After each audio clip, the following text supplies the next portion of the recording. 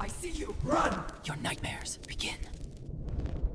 Full video देखे के बिना मत जनावराना। बारिश धीरे धीरे हो रही थी।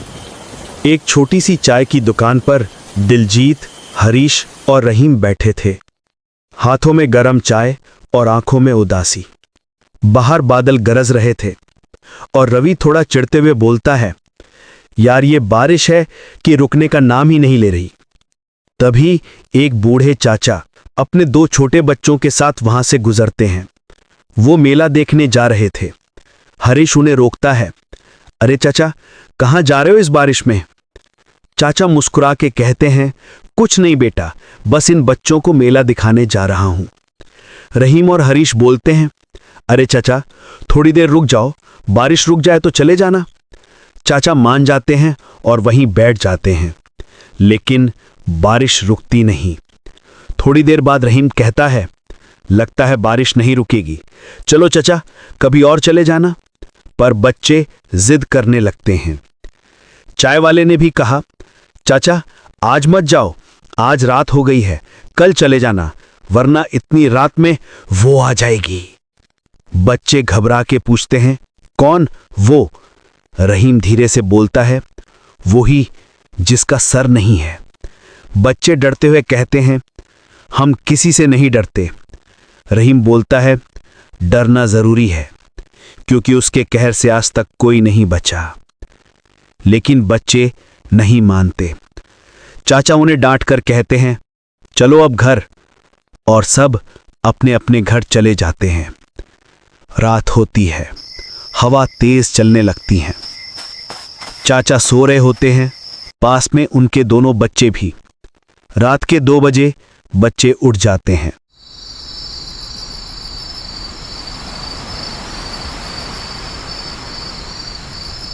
चुपके से बिना आवाज किए घर से निकल जाते हैं। वो मेला देखने जा रहे थे। रास्ते में घना जंगल पड़ता था, बहुत घना और बहुत डरावना। दोनों के हाथ में टॉर्च थी और वो धीरे धीरे जंगल के अंदर बढ़ते जा रहे थे।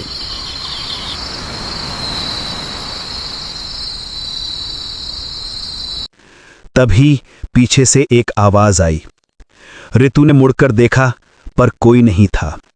वो धीरे से बोली, भाई मुझे डर लग रहा है, हमें घर चलना चाहिए। सूरज गुस्से में बोला, पागल हो गई है क्या? इतना दूर आके वापस जाएगी तू? चुपचाप चल, तुझे मेला देखना है या नहीं? रितु धीरे से बोली, हाँ, और दोनों आगे बढ़ गए। कुछ देर बाद सूरज आगे चलता जा रहा था और बोलता जा रहा था, रितु, जब हम मेला पहुंच जाएंगे ना, तू वहां क्या खाएगी? लेकिन पीछे से कोई जवाब नहीं आया। सूरज रुक गया, मुड़कर देखा, रितु गायब थी। रितु, रितु, वो चिल्लाता रहा, पर कोई जवाब नहीं। तभी एक भयानक चीख जंगल में गूंज उठी। सूरज का दिल जोर से धड़कने लगा। उसे लगा रितु शायद रास्ता भटक गई है। वो पीछे दौड़ता है। तभी एक बुढ़िया दिखाई देती है। सूरज उसके पास जाता है और जैसे ही उसके चेहरे पर नजर पड़ती है, उसके होश उड़ जाते हैं। वो मंजर इतना भयानक था कि हवा तक रुक गई थी। सुबह होती है। चाचा उठते हैं, पास में उनके दोनों बच्चे नहीं दिखते। तभी एक लड़का दौड़ता हुआ आता है।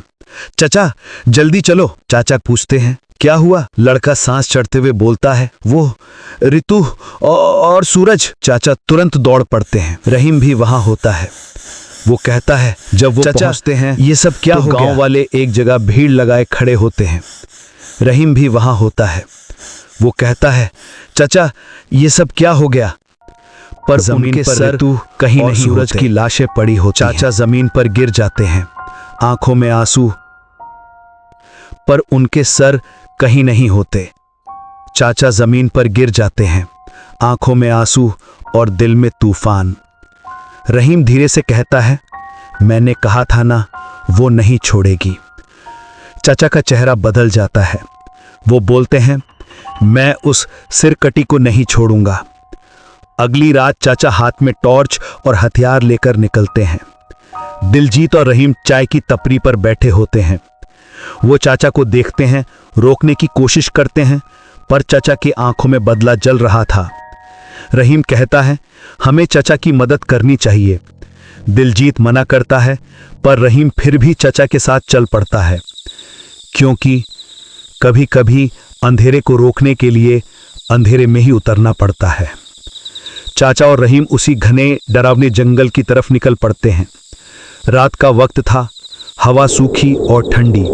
कुछ देर चलने के बाद अचानक रहीम चिल्लाता है, चाचा जल्दी इधर आओ। चाचा दौड़ते हुए पहुंचते हैं और जो वो देखते हैं उससे उनके पैर थरथरा जाते हैं।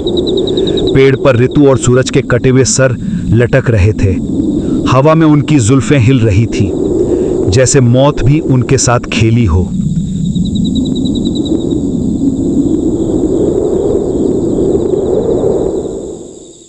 गुस्से से भर के चाचा चीखते हैं, कौन है तू ऐ सिरकटी? आज मैं तुझे नहीं छोड़ूंगा। तूने मेरे मासूम बच्चों को मारा है। कहां है तू? आ मेरे सामने। रहीम जमीन पर देखता है, एक परछाई हिलडुल रही थी। तभी रहीम ऊपर नजर उठाता है और बस ठिठक जाता है।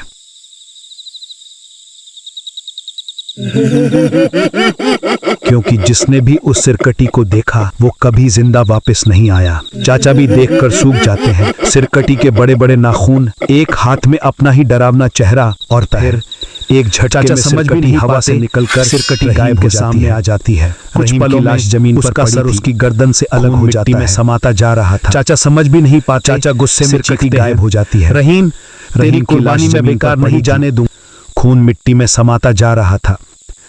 चाचा गुस्से में चीखते हैं, रहीम तेरी कुर्बानी में बेकार नहीं जाने दूंगा। और वो बदले की आग लेकर आगे बढ़ जाते हैं। थोड़ी देर बाद चाचा को प्यास लगती है। पास ही एक तालाब चमक रहा था।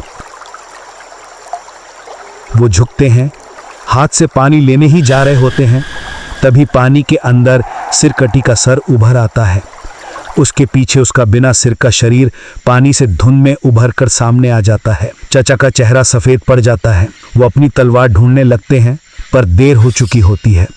सिरकटी का सर उनके पास आकर उनके धड़ से टकराता है और एक पल में उनका भी सिर अलग हो जाता है। सिरकटी एक वहशी ठंडी हंसी हंसती है, जो उस जंगल के हर कोने में गूंजती रहती है।